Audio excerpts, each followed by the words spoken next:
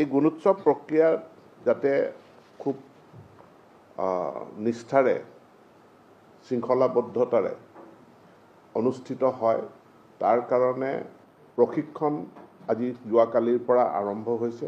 Master ট্ৰেইনাৰসকলে গৈ প্ৰত্যেকখন জিলাত প্ৰশিক্ষণ দিব আৰু এক্সটাৰ্নেল ইভালুৱেটৰ যিসকলক নিয়োগ কৰা হ'ব তেওঁলোকৰো প্ৰশিক্ষণ হ'ব আৰু সকলোকে মই নিষ্ঠাৰে একাগ্ৰতাৰে এটা ডাঙৰ দায়িত্ব হিচাপে এই গুণোৎসৱৰ দায়িত্ব পালন কৰিবৰ কাৰণে মোৰ ফালৰ পৰা মই আহ্বান জনাইছোঁ। আমি লাহে লাহে গুণোৎসৱ প্ৰথম পৰ্যায়ত আমি যেনেধৰণে কৰিছিলোঁ তাৰ গোটেই ব্যৱস্থাটোৰ উন্নীতকৰণৰ আমি ব্যৱস্থা কৰিছোঁ। বিশেষকৈ ইনফ্ৰাষ্ট্ৰাকচাৰ এইটো আমাৰ কৰণীয়, চৰকাৰখনৰ কৰণীয়। গতিকে ইনফ্ৰাষ্ট্ৰাকচাৰৰ কাৰণে গুণোৎসৱৰ মূল্যায়নত কোনো নম্বৰ নাপায়।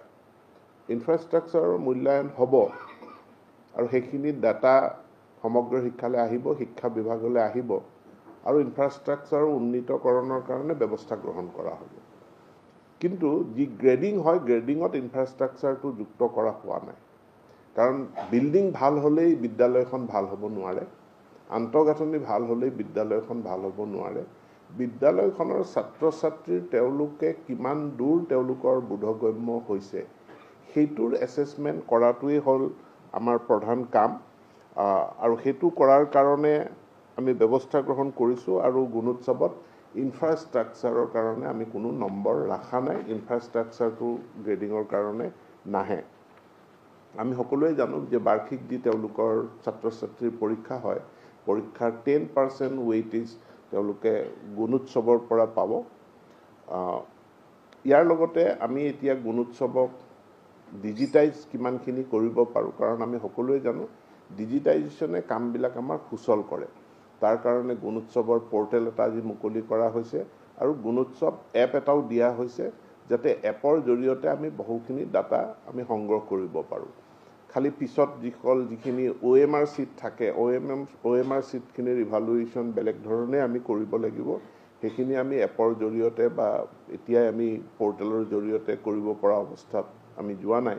তো সেইখিনি ফিজিকেলি তাৰ সেই MCQ বেছড যিখিনি আমাৰ OMR চিট হ'ব সেইখিনিৰ ইভালুৱেশ্যন হ'ব আৰু এই গুণোৎসৱ পৰ্টেল আৰু গুণোৎসৱ এপ এইটোৱে আমাৰ এইবাৰৰ গুণোৎসৱক অনুষ্ঠিত কৰাত বিশেষকৈ এক্সটাৰ্নেল ইভালুৱেটৰ আৰু বিদ্যালয়ৰ যি প্ৰধান শিক্ষক আছে, শিক্ষক শিক্ষয়িত্ৰী আছে, তেওঁলোকৰ কৰিবলগীয়া হাতেৰে মেনুৱেলি কৰিবলগীয়া কাম বহুতখিনি কমাই দিব।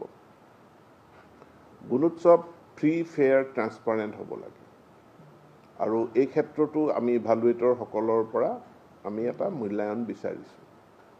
কোনোবাই গ্ৰেডিং নাপাবও পাৰে, ভাল গ্ৰেড A গ্ৰেড নাপাবও পাৰে, কিন্তু বিদ্যালয়খনে খুব সততাৰে ফ্ৰী, ফেয়াৰ, ট্ৰান্সপাৰেণ্টলি তেওঁলোকে ইভালুৱেশ্যনটো কৰিছে, তাৰো মান্যতা, তাৰো স্বীকৃতি আমি দিম।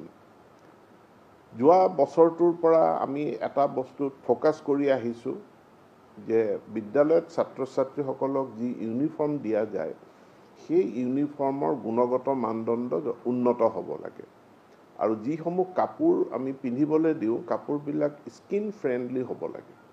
গতিকে সম্পূৰ্ণ চিন্থেটিক মানে এক্ৰাইলিক বা পলিয়েষ্টাৰ এই কাপোৰবিলাক আমাৰ মানে সৰু ল'ৰা ছোৱালীৰ নহয়, ডাঙৰ মানুহৰ স্কিনৰ কাৰণেও ভাল নহয়, কিন্তু সেইবিলাক সস্তা কাৰণে আমাৰ ছাপ্লায়াৰসকলে দিব বিচাৰে বা কোনোবা বিদ্যালয়েও সেইটো কিনিব বিচাৰে। এই প্ৰক্ৰিয়াটো বন্ধ কৰাৰ কাৰণে আমি যি স্পেচিফিক দিছোঁ যে এটা combination of synthetic and natural fibre যিটো স্কিন ফ্ৰেণ্ডলি হয় আৰু তাৰ কাৰণে তেনেকুৱা ইউনিফৰ্ম দিয়া হৈছে নে হোৱা নাই সেইটোৰ কাৰণে জিলাই আমি লেবৰেটৰী টেষ্টৰো ব্যৱস্থা কৰিছোঁ। এতেকে ইউনিফৰ্মৰ ওপৰত মূল্যাংকন হ'ব। এক্সটাৰ্নেল ইভালুৱেটৰসকলক তেওঁলোকক গাইডলাইন দিয়া যাব যে তেওঁলোকে বিদ্যালয়খনত গৈ যে ছাত্ৰ ছাত্ৰীৰ তেওঁলোকৰ যি ৰিডিং, ৰাইটিং স্কিল, এই স্কিল চোৱাৰ লগে লগে ছাত্ৰ ছাত্ৰীসকলে পিন্ধি থকা তেওঁলোকৰ কাপোৰ, ইউনিফৰ্ম, এই ইউনিফৰ্মটো চেক কৰিব আৰু ইউনিফৰ্মৰ ওপৰতো এটা ইভালুৱেশ্যন হ'ব। আমি এইটো এনচিঅ'ৰ